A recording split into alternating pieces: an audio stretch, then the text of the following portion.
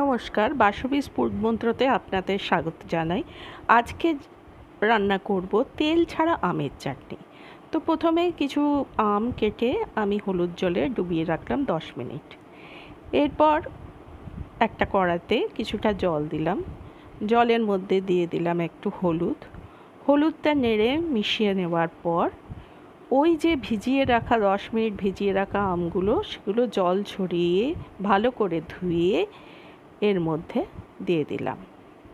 কিছুক্ষণ নাড়ার পর এটা একটা লিড দিয়ে আমি ঢাকা দিয়ে দিলাম। ফুটতে লাগলো এবং অপেক্ষা করলাম নরম হওয়ার জন্য। হাফ সেদ্ধ হয়ে যাওয়ার পর এটা আমি একটা বাটিতে তুলে নিলাম। এরপর সেই কড়াইটাই পরিষ্কার করে আমি দিয়ে দিলাম যতটা চাটনি তৈরি করব সেই মাপের জল। তার মধ্যে দিয়ে দিলাম 1 কাপ চিনি, কিছু কিশমিশ এবং কিছু কাজু। এই অবস্থায় একটা বাটিতে জল নিয়ে একটু বেকিং পাউডার আর তার মধ্যে দিয়ে দিলাম অল্প পরিমাণে লেবুর রস।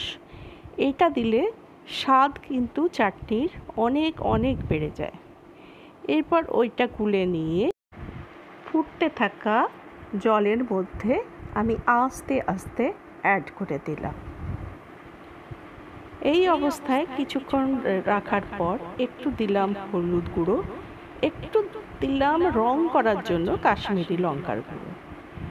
এরপরে এটা যখন ফুটতে লাগলো সেই অবস্থায় আমি আরেকটা বাটিতে অল্প পরিমাণে জল নিয়ে তার মধ্যে গুলে দিলাম 1 চামচ, বড় চামচের 1 চামচ কর্নফ্লাওয়ার, এবং সেটা গুলে আমি আস্তে করে ওই যে জলটা ছিল ওই জলের মধ্যে দিয়ে দিলাম। এরপর দেখতে পেলাম যে ওটা না একটু গাঢ় হয়ে গেল। কর্নফ্লাওয়ারটা নাড়তে নাড়তে একটু গাঢ় যখন হয়ে গেল সেই অবস্থায় আমের টুকরোগুলো মিক্স করে দিলাম আর দিয়ে দিলাম কিছুটা ভাজা জিরের গুঁড়ো।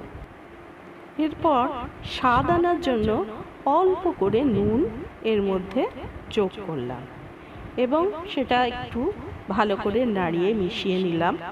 মিশিয়ে নেওয়ার পর একটা লিড দিয়ে ঢাকা দিয়ে দিলাম।